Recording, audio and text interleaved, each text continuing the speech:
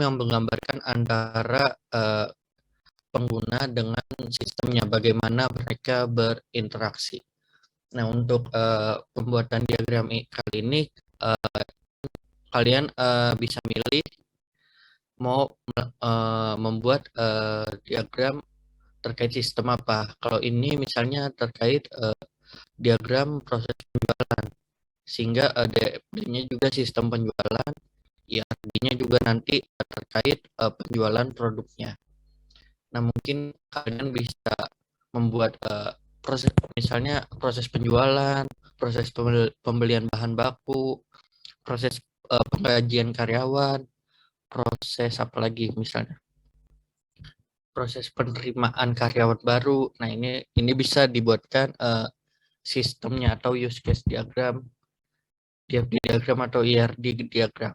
Kali ini contohnya ini proses penjualan di produk di PT Channel Collection. Ini kalau nggak salah jual apa ya? Tas ya. Oh ya, tas, penjualan tas.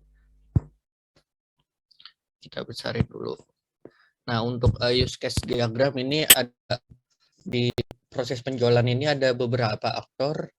Yang pertama customer yang membeli barang tersebut, penjual, tentunya yang penjual, kemudian marketing and sales yang nantinya bakal menerima permintaan dan meneruskannya ke operator, dan operator yang memproduksi produk. Nah, ini urutannya apa namanya? Urutan use case-nya. Pertama, customer memilih model produk tas yang digunakan di dalam sistem, di dalam proses penjualan. Kemudian termasuk include ini maksudnya si pada saat memilih dia juga melakukan membuat permintaan produk ya. Kemudian penjual menerima permintaan produknya ini. Ini bisa juga dibuat begini. Ini aja.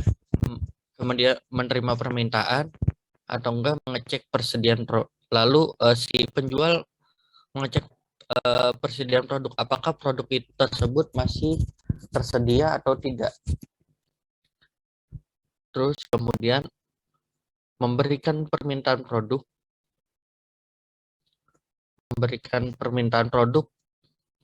kemudian membuat permintaan produk, memberikan permintaan produknya ini mungkin nanti ke si customernya, dan membuat permintaan produk ini mungkin nanti ke si end sales-nya.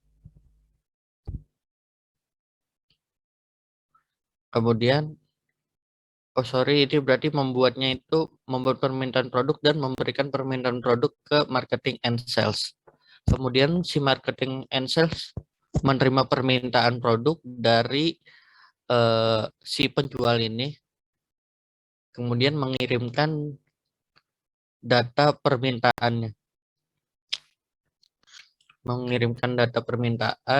yang nantinya diterima sama operator. Nih, menerima data permintaan di dalam proses penjualan ini. Kemudian si operator melakukan produksi tasnya. Kayak gitu. Kemudian untuk DFD sama IRD dilanjutin sama Kamira. Dari Mira apa dari sini? Ya dari sini boleh, Cop. Ini DFD. Remote aja ya. Oke.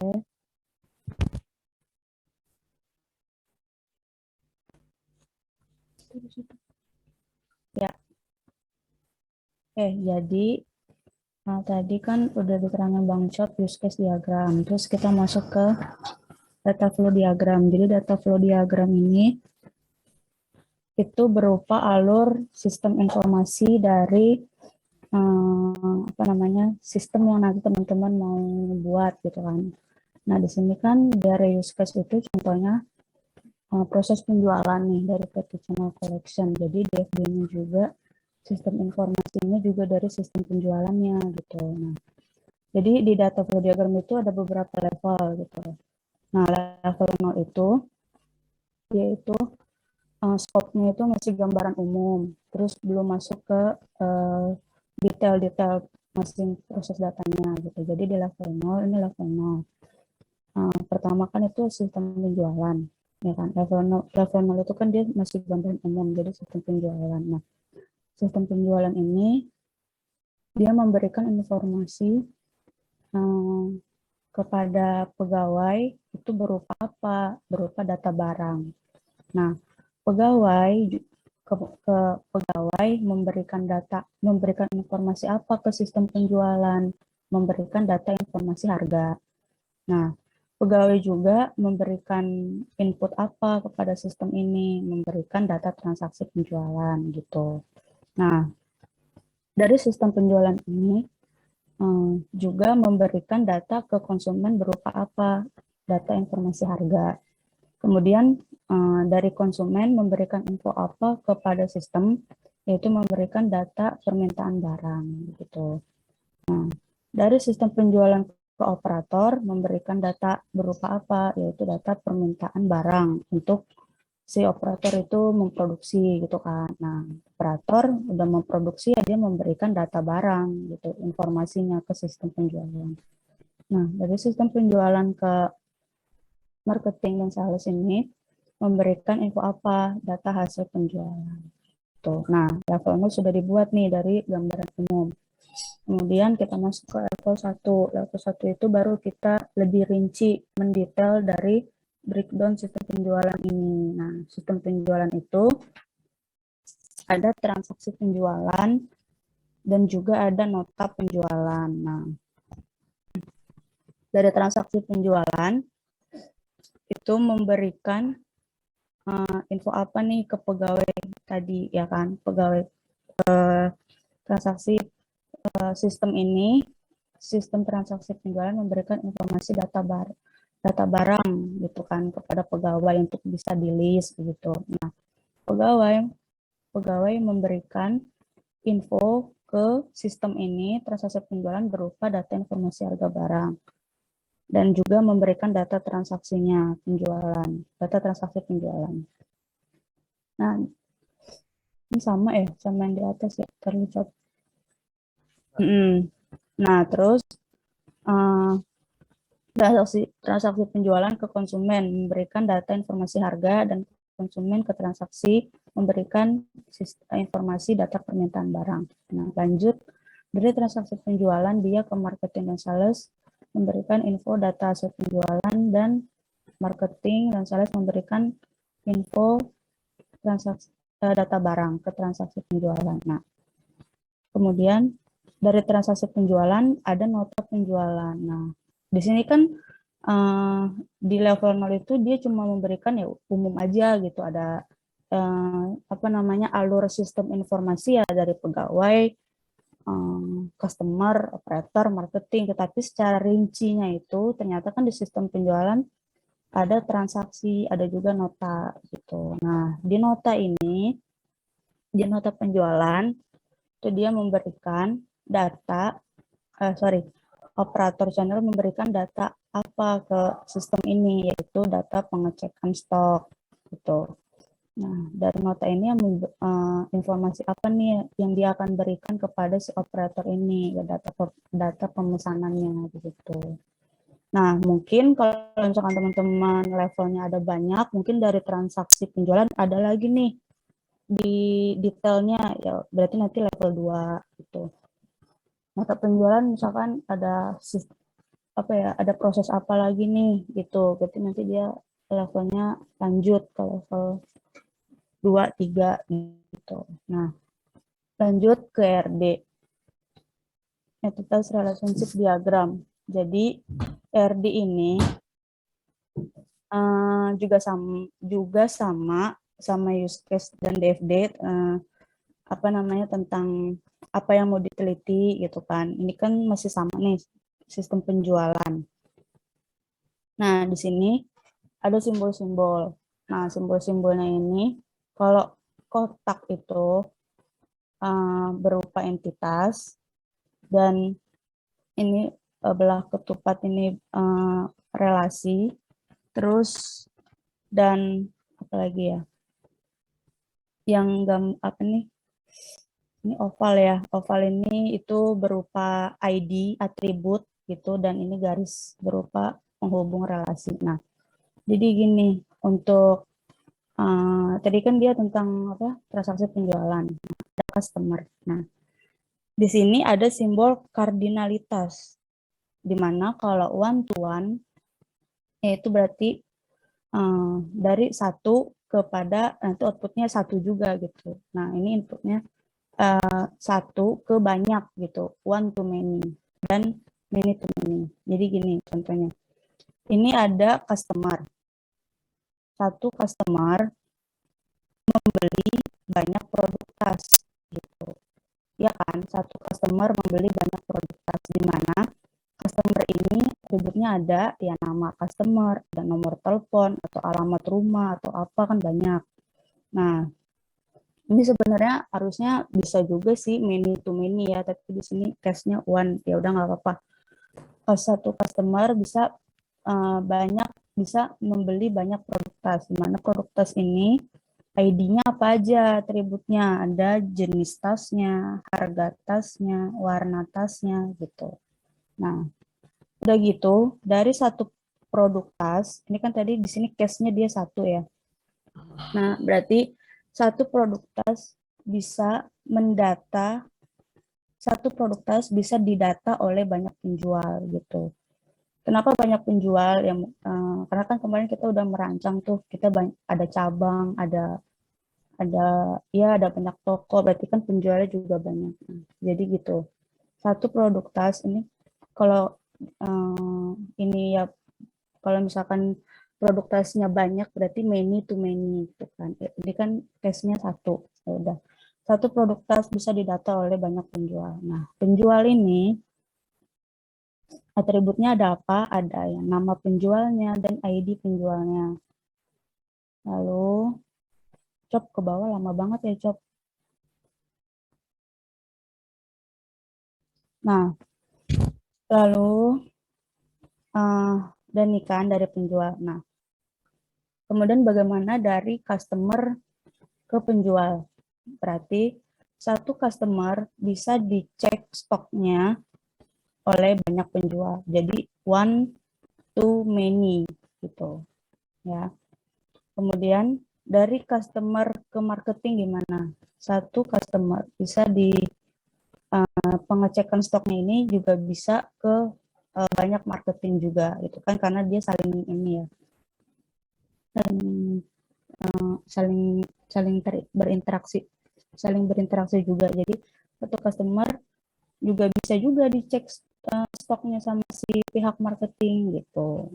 Nanti kan marketing juga tahu, oh ternyata stoknya banyak nih ya, dia gencar nih marketingnya nih, promosinya gitu. Nah, marketing ini apa ID-nya, atributnya, ada kode marketing, ada jenis pemasarannya, ada jumlah pemesanannya, ada tanggal pemesanannya gitu. Nah, udah sampai marketing ini, bagaimana dengan penjual ke operator? Jadi berarti di sini kan penjualnya banyak, operatornya banyak, ya berarti banyak penjual. Gimana ya? Ini kok pemesanan ya? Pemesanan, pemesanan ya. Pemes, banyak penjual. Maksudnya gini, pemesanan yang udah di order sama si customer kan. Jadi dia memberikan informasi nih pemesanan gitu. Dari banyak penjual ini memberikan informasi pemesanan ke banyak operator, sehingga operator ya dia bisa memproduksi dari hasil pemesanan, dari ordernya kan, dari ordernya. Jadi udah gitu udah sampai udah operator, ID-nya ya ada nama operatornya, jumlah operatornya, atau line dia bekerjanya di line apa gitu kalau di manufaktur kan gitu. Nah, berarti dia many to many. Terus udah gitu. Jadi pokoknya dari use case DFBRD, teman-teman diskusi lah gitu sama kelompoknya mau buat apa gitu kan. Membuat rancangan proses penjualan atau proses tadi pemberian gaji pegawai, terus pendataan karyawan baru begitu, nanti dibuat sistem informasinya gitu. Ada yang mau ditanyakan?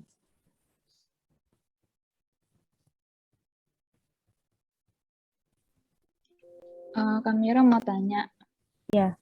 Berarti dari ketiga diagram yang bakal dibuat itunya sistem bisnisnya harus sama ya Kak?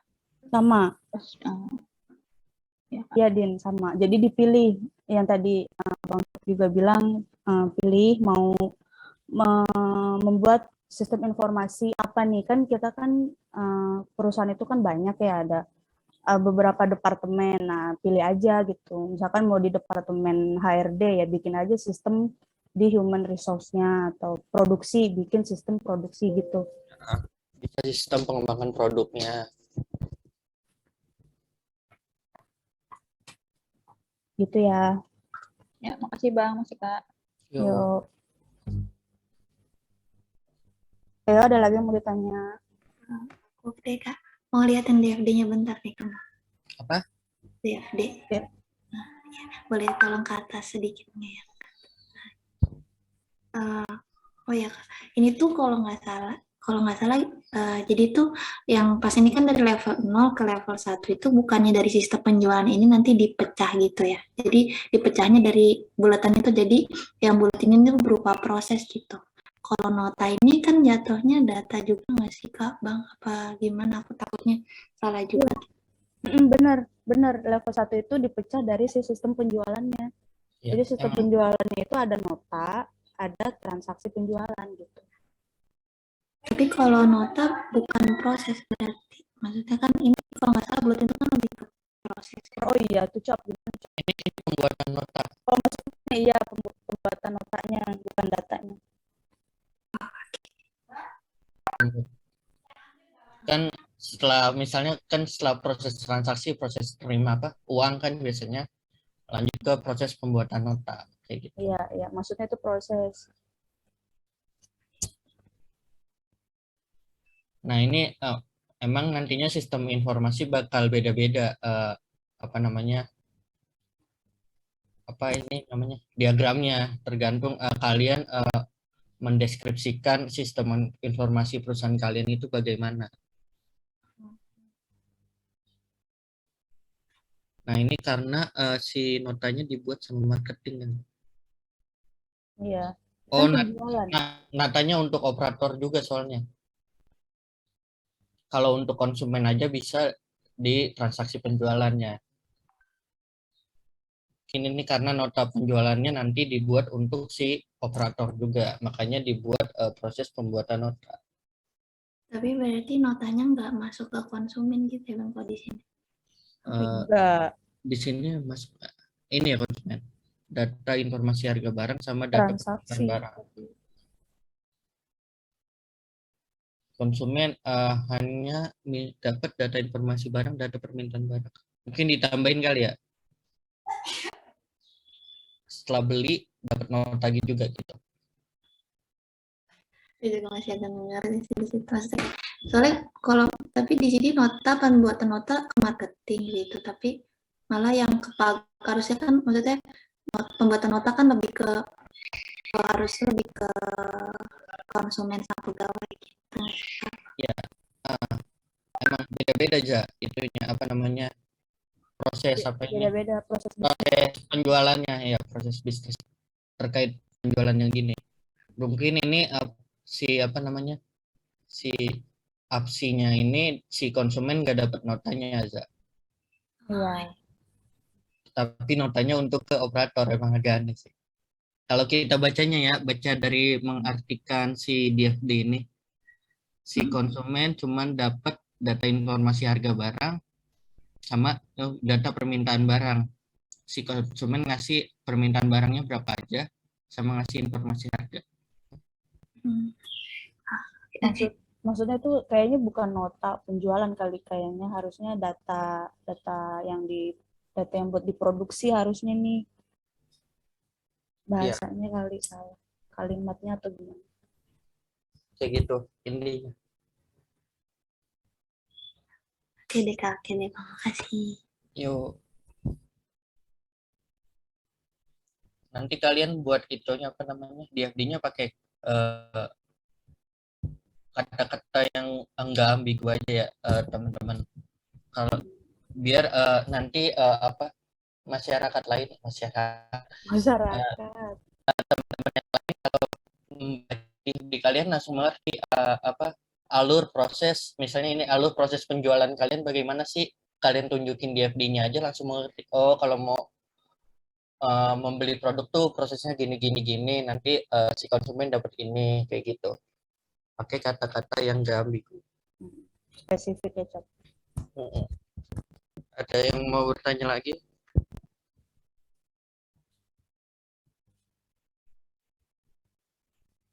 Tidak ada. Kayaknya udah paham, Cok.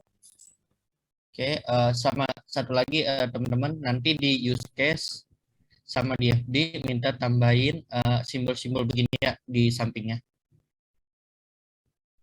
Oke. Ya, keterangannya ya, Cok. Ya, simbol keterangannya biar nanti kalian masukin juga ke paper. Kayak gitu. Kalau nggak ada pertanyaan, mungkin sambil absen, siapa tahu nanti ada pertanyaan lagi.